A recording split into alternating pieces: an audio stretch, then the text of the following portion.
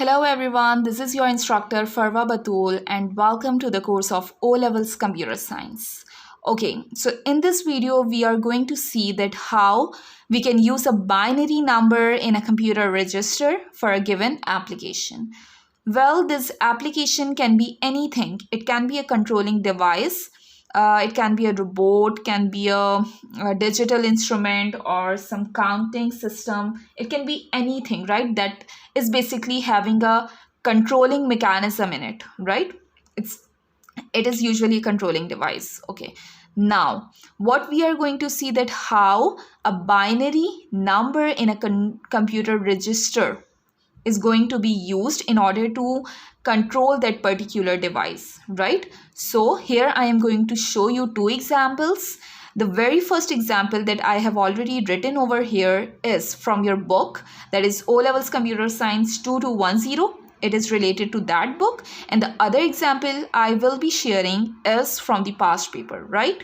So moving towards this example, the example says a robot vacuum cleaner has three wheels, A, B, and C, right? We have three wheels in a robot vacuum cleaner.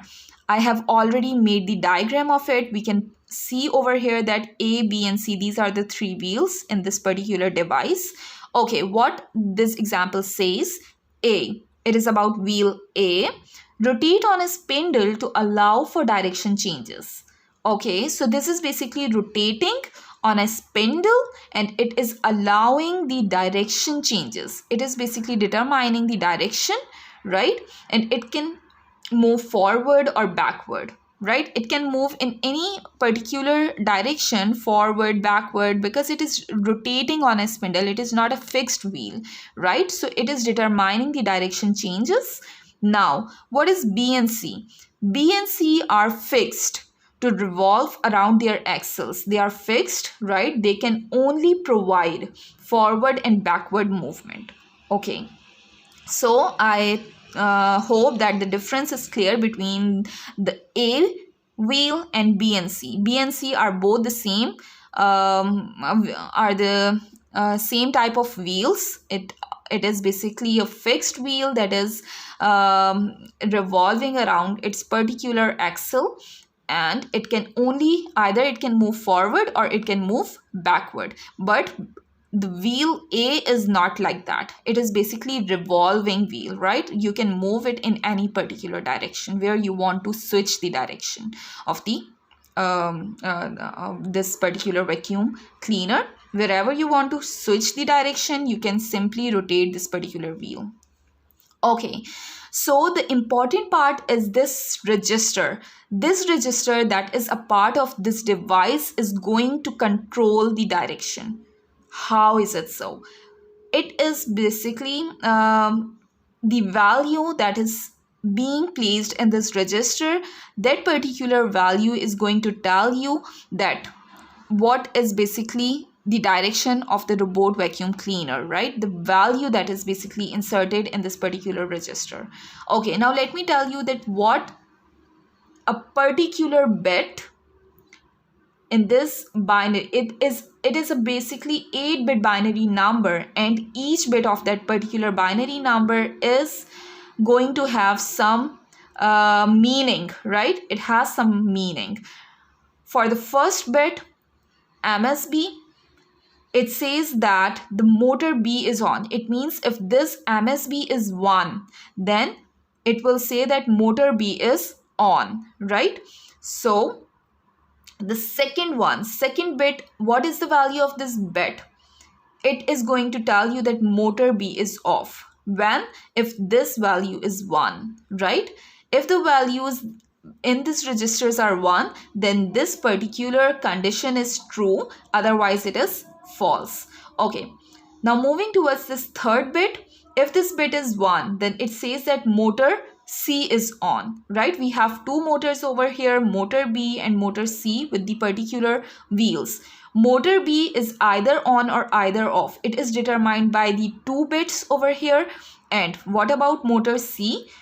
The motor C is on or off. The status of this motor is determined by the bit 3 or 4. Third or fourth bit is going to determine that.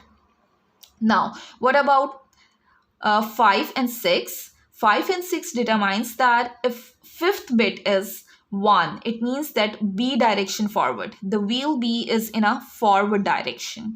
And this sixth bit says that B direction is backward. The wheel B is in a backward direction.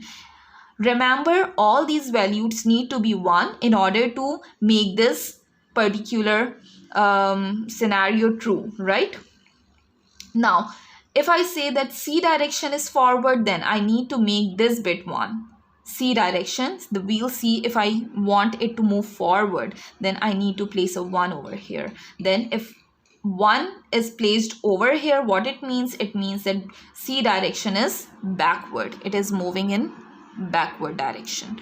So this is how the value that is being placed in this register is going to determine the direction of a robot. So I will let me take an example of that particular value so that you can better understand what I am saying, right? So I'm just coming with the example.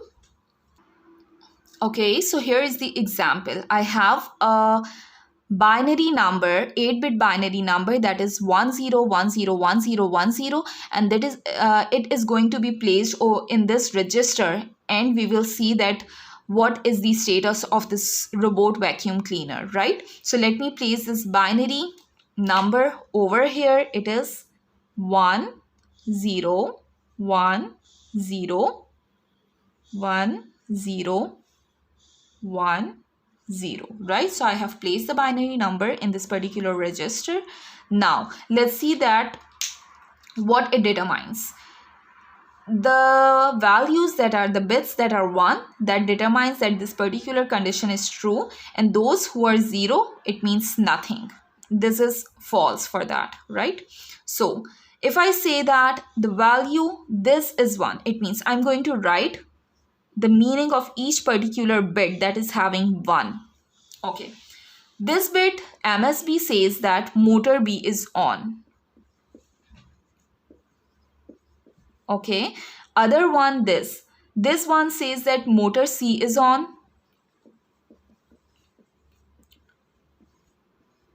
Okay, what is next? This one says B direction forward.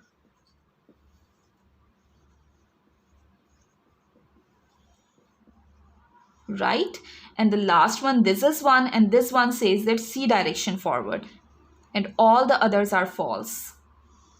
So we are not going to see zeros over here, because this the 0 determines that this is not true for those.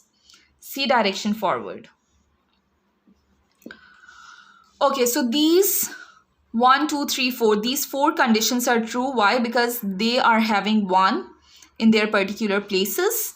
Okay, now what it determines about the direction? I have a motor B that is on, I have a motor C that is on.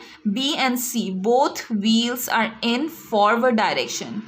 What it says? It basically says that the vacuum cleaner is in forward direction, right? It is moving forward. So my answer would be vacuum cleaner.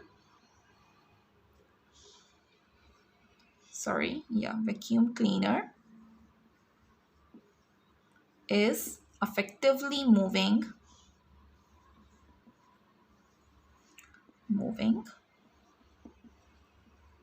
forward, right?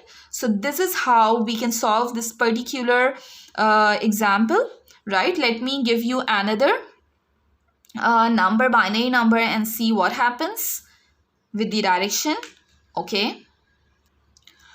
Okay, so here is another example, or another binary number that is going to be placed over here. Okay, what it means? 10100101. I'm going to just remove these bits and going to place 0101 over here. What it means? I'm going to see those bits that are 1, because the condition would be true for that. Okay, this says that motor B is on, right? This says that motor C is on. Okay, this says that B direction backward. B is in a backward direction, and what it says that C direction backward. Okay, both wheels B and C are in backward direction and the motors B and C are on. What it means, it is again the reciprocal of the previous example that we have seen. Here the vacuum cleaner is effectively moving in a backward direction, right? So we have seen that how a computer register or a binary number that is being placed in the register can be used in order to control a particular controlling device, right? So this is how we have seen in this example. Now moving towards the next example so that you can be very clear about this topic. Okay, that is related to your past paper. Okay, let me share that particular example with you. Okay, coming back to you. Okay, so here we go. This is the example of your past paper. What it says, it's October-November 2015 past paper, right?